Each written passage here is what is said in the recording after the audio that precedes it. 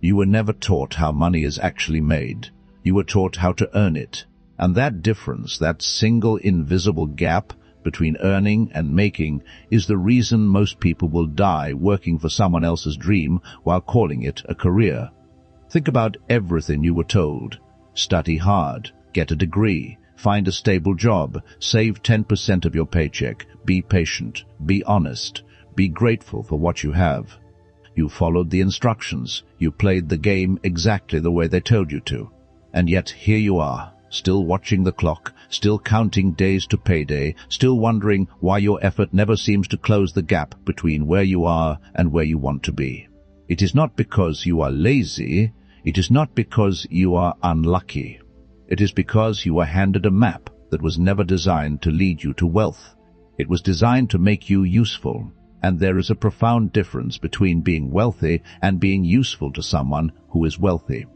Niccolò Machiavelli understood this 500 years ago. He watched princes fall not from poverty but from ignorance. He watched talented men serve powerful men their entire lives and never understand why the gap never closed. And he wrote something that the world tried to bury.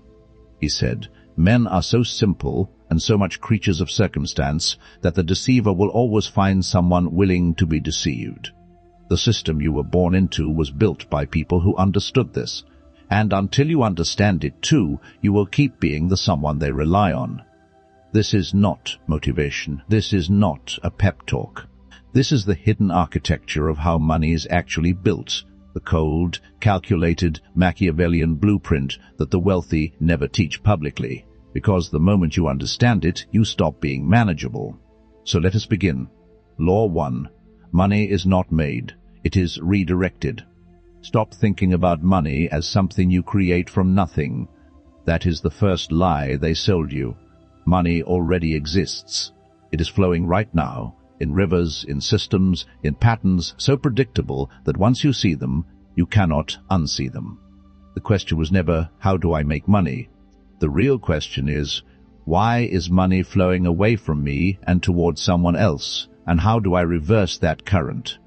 Look at your life honestly. Where does your money go every single month? Rent, food, subscriptions, entertainment, debt payments. Every single one of those outflows is an inflow for someone else.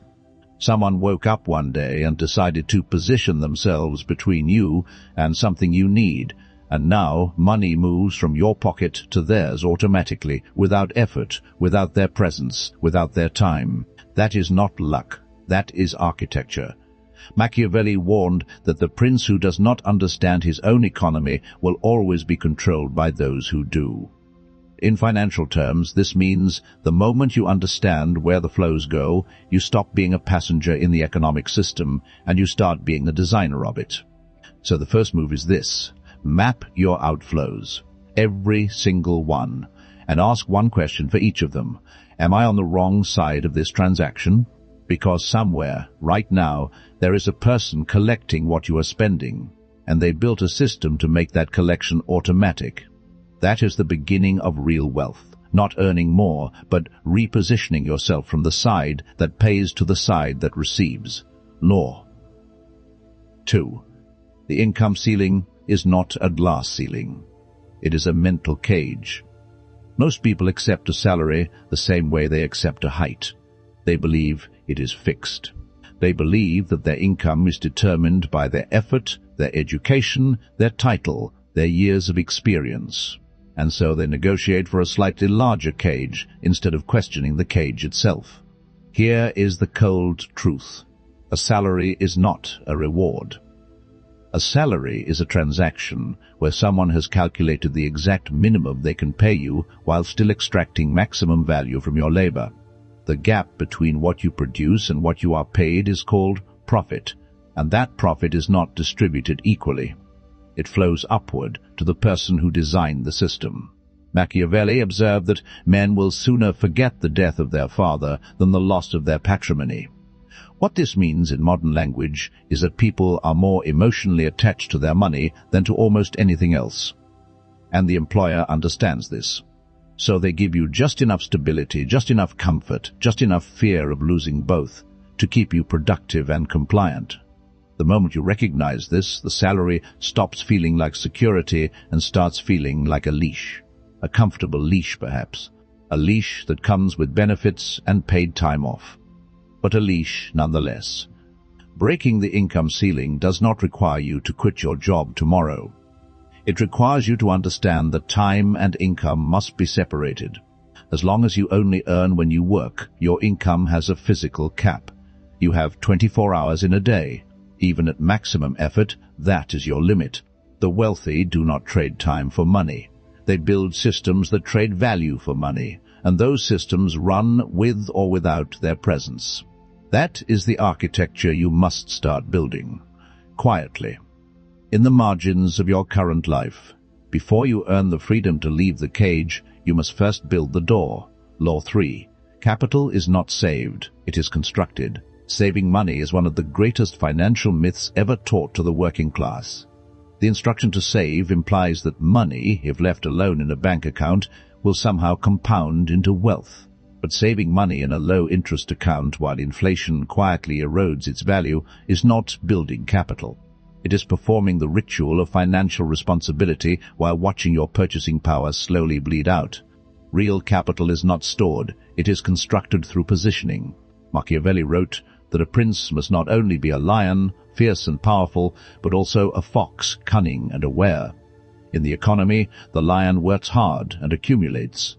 The fox positions himself in paths where value must pass through him. Real capital construction looks like this. You build a skill so precise that the market cannot ignore it. You convert that skill into leverage, into products, content, services, intellectual property, systems that serve many people simultaneously instead of one employer at a time. You reinvest the surplus not into consumer goods, but into more leverage, more reach, more automation. And slowly, invisibly, you build a machine that earns while you sleep. This is not a fantasy. This is the mechanism behind every single fortune. The difference between the person who has money and the person who has wealth is this. The person with money has accumulated a number. The person with wealth has constructed a system that produces numbers continuously. And construction is the operative word. It takes time. It takes a period of uncomfortable sacrifice. It takes the discipline to invest in the machine before the machine pays you back. But that period of construction, that quiet, unglamorous season where nothing seems to be happening, is exactly where most people quit. Because they were trained to expect immediate reward for effort. Capital construction does not work that way. It works slowly, and then all at once. Law 4. The market does not pay for effort. It pays for scarcity. This is the law that will offend you because it contradicts everything the moral framework of your upbringing taught you. Hard work should be rewarded. Dedication deserves compensation. Long hours earn recognition. None of that is how the market actually works. The market is indifferent to your sacrifice. It does not care how much you struggled. It does not weigh your dedication on a moral scale. It asks one single question: how scarce is what you provide? A surgeon who performs a rare procedure earns 10 times more than a general practitioner, not because surgery is 10 times more painful to learn, but because fewer people can do it. A content creator who reaches 10 million people earns more than a teacher who reaches 30, not because the content is more noble, but because the reach is more scarce. Machiavelli understood that power flows to those who control what others cannot easily replicate or replace.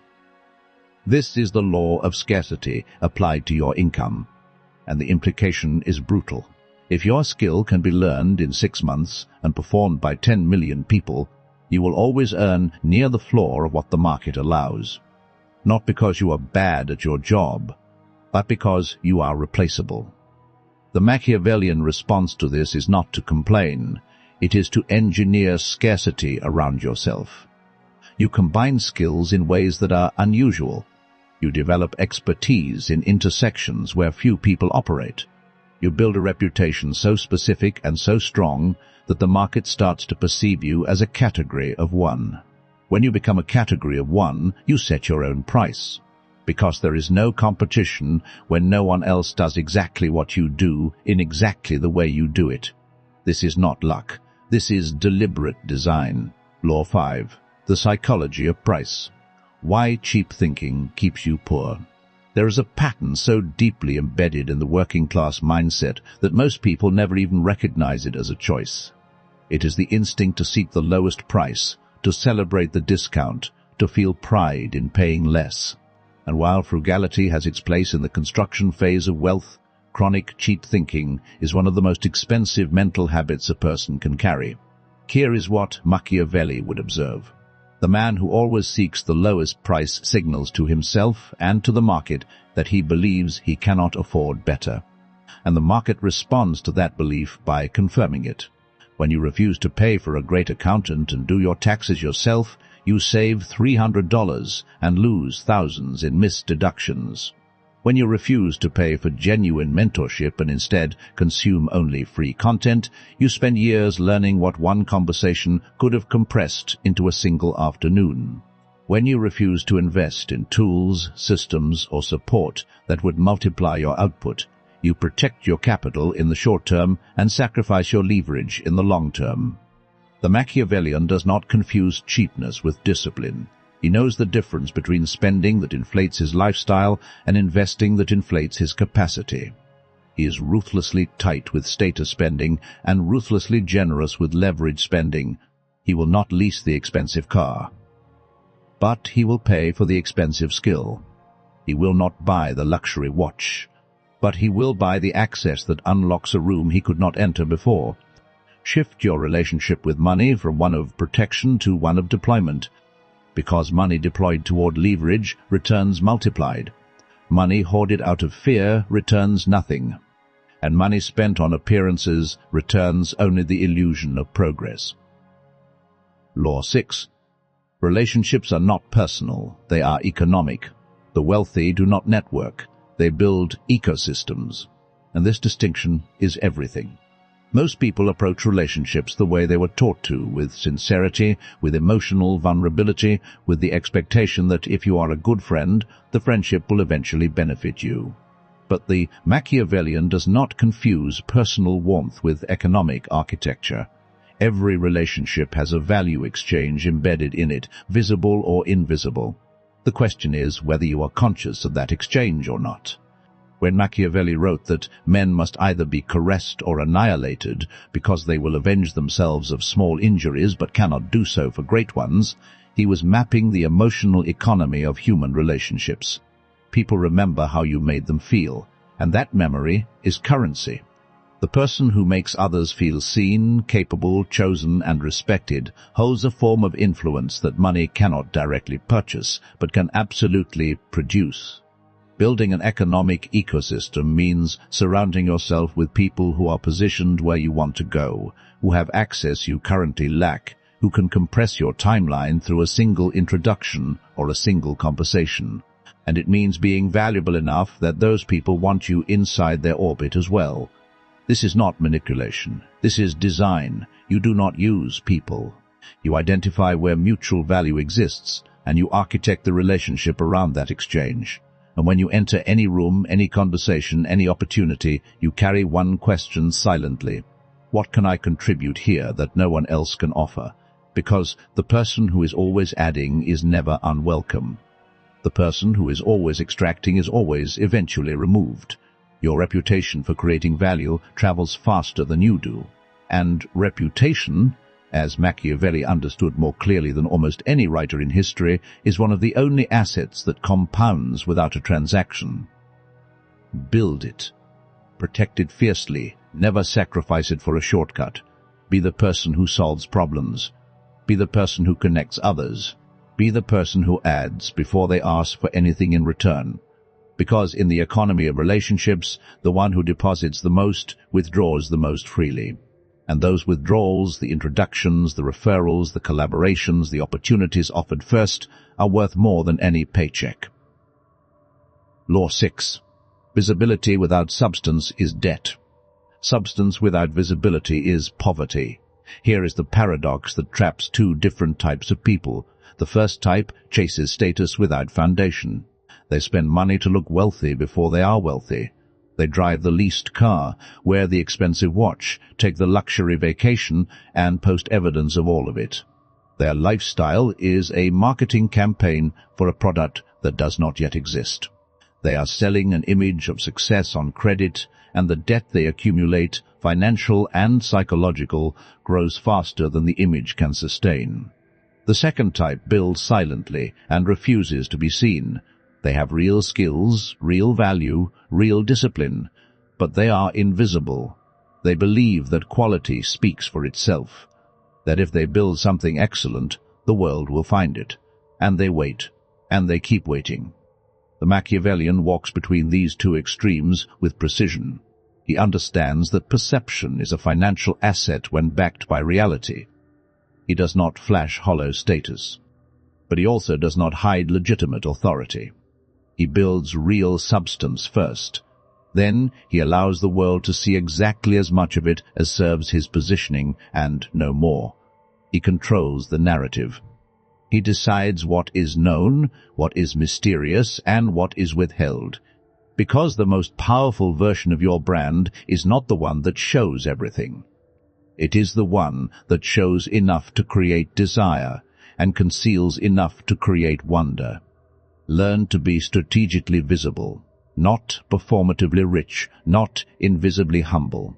Strategically, surgically, intentionally present in exactly the spaces where your value creates maximum impact. That is when your reputation begins to work for you while you sleep. Law 7. The first source of wealth is always between someone's fear and their desire. This is perhaps the most uncomfortable truth in this entire script, and it is the one that the truly wealthy understand most intimately. Every successful business, every product that generates consistent revenue, every service that commands premium prices is positioned in the exact psychological gap between what people are afraid of and what they want to become. Fear of aging sells billions in skincare.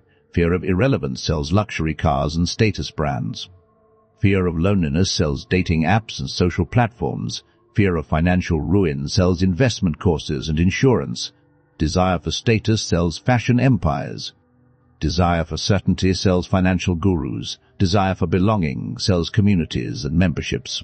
Machiavelli understood that men are driven by two principal forces, the desire to acquire and the fear of losing what they have, and he built his entire framework of power around these two predictable impulses.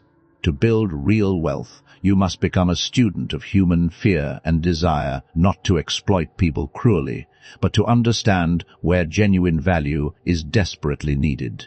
Find the problem that keeps someone awake at 3 a.m. Find the transformation they fantasize about, but believe is out of reach.